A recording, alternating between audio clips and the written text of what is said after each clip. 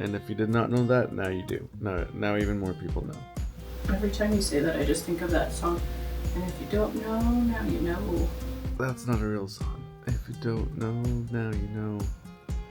Never heard of it. Anyways, what are you looking at, buddy? We must have had a pretty active day yesterday. It is 11 p.m. 11 a.m. Yeah, it's 11. And Brayle's still sleeping. Granted, she went to bed at 11. Oh yeah, she did go to bed pretty late. But she also got to swim for the first time in quite a while. And I feel like a little more active day yesterday.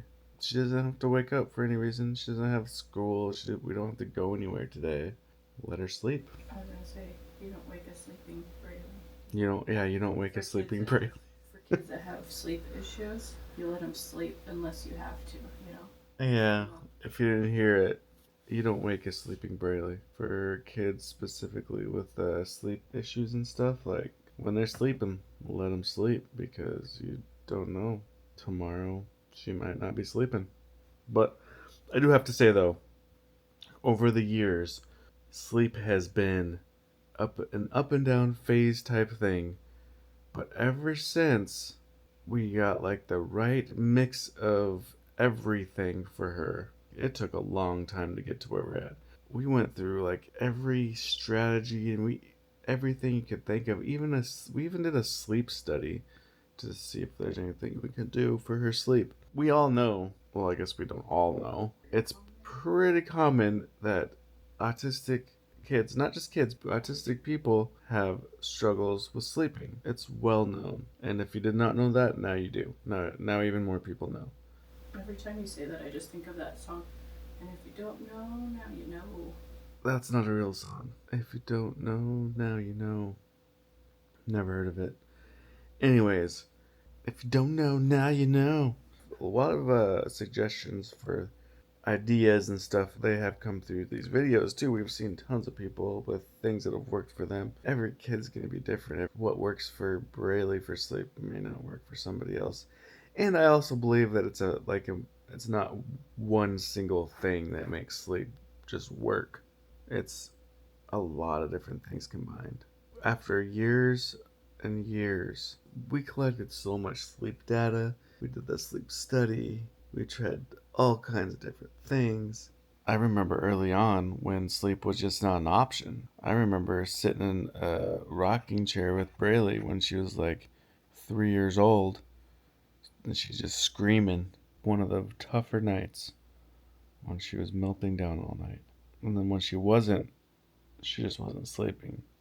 From the ages of like 2 to 4 or 3 to 4, there's a couple years that she only slept 4 hours a night. Yeah, 4 hours a night or so. We didn't sleep. Yeah, we still both worked out of the house at that time too, so it was. Ooh. For those of you that are struggling with sleep, we see you. We've been there for years, and even after we moved to Minnesota, there was periods of time where sleep was extreme struggle, especially early on in our previous house when Braylee went to the academy. During that time, we were actually recording videos. I was trying to figure out better ways to collect data on our sleep. I went pretty thorough there for a little while. The best advice for me to start off, like if you're starting from square one, man, sleep. We really got to figure the sleep thing out. Data, like collecting the data. When is the kid going to sleep? Waking up? What they're eating before bed? What are they doing before bed? Pretty much like journaling it all too. All the data, because when you go see a therapist or a specialist or even a pediatrician, this information is extremely helpful to them. It helps them understand to see like the data of sleeping not happening. It's one thing to just like to say something like they're not sleeping, we're getting like 3 to 4s, but actually showing the data of it does help a lot. And that's something that we learned years ago. Whenever we approach a professional with some sort of challenge that we're going through, they have us collect data So one step ahead, you have that data already. There you go. My last thoughts on this is don't be afraid of medications if your health professional doctor recommends them.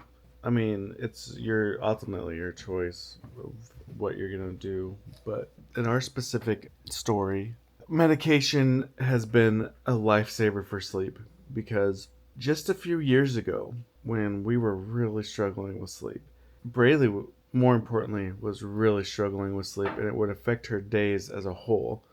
When she's not sleeping, she's not regulated. She's having more meltdowns. She's not retaining information. She's not communicating as well. Just sleep is so important.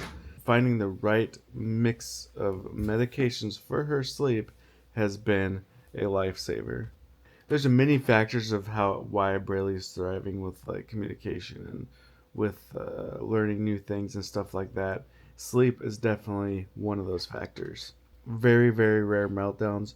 That is also, I think, sleeping well is a contributing factor because we all know that's when you're sleeping better, the better mood you're going to be in, the better memory you're going to have, the better information retention you're going to have. So sleep is so important. If medication is the route to go to make it happen, I mean, that's what we had to do, and it worked out. No shame. Medication, no shame.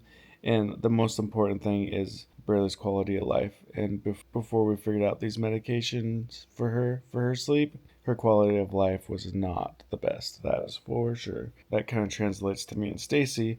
Our like we're not sleeping, get irritable easier and stuff like that. We're not performing our best selves for parenting for Braylee. So it's just a domino effect of not fun stuff. Hey, whoo, ha. Star Trek. Star Trek. One of the evidences of how well Brady's medication works for her sleep, when we forget to give her medicine, when we make that parent mistake of forgetting to give her medication, she just doesn't sleep. We're like, why is Braylee still awake? And it's like midnight, and then like, oh yeah. That's only happened a couple times, but or the time when we went on a 1 day vacation in a hotel room, and I forgot the bag with her medications. She didn't sleep the entire night. The entire like she slept zero that day. Zero. She was bouncing off the walls, but really off the bed. She's bouncing on the bed all night. She was so hyper. Welcome back from your snack. I heard you eating a snack. He sees himself in the camera. That's enough of my sleep talk, and I figure this is just going to be its own video because I talked so long about it. Hopefully this is a great informational video about sleeping. Braylee's still sleeping, so I have nothing's going on right now. Literally nothing's going on. You know, maybe I'll just start a new video later today. How about that? For this one, sleep. That's the topic of the day. I mean, we've talked about sleep plenty times before, but not everybody watches every video, so you never know. One person out here might watch this video struggling with sleep. Maybe you're watching it at 3 a.m., like the classic wake up time of 3 a.m. And maybe you're watching this video like, what can I do? Hey, I if you have any specific questions about sleep, feel free to message us on what do we even have anymore? Feel free to message us on Instagram if you have any questions about sleep because everybody's sleep story is going to be different. I don't know. Maybe we have some ideas for you that'll help. Who knows? The whole purpose of this conversation is to hopefully help one person out there with their struggles through sleep with their autistic kid. Okay. If you know somebody that's struggling with sleep, share the video. If you're new here, subscribe. If you liked this video, like it. If you didn't like this video, push the down button. Yeah, I mean, there's a reason why YouTube has thumbs up and thumbs down. If you don't like something, thumbs down it. All right. Anyways,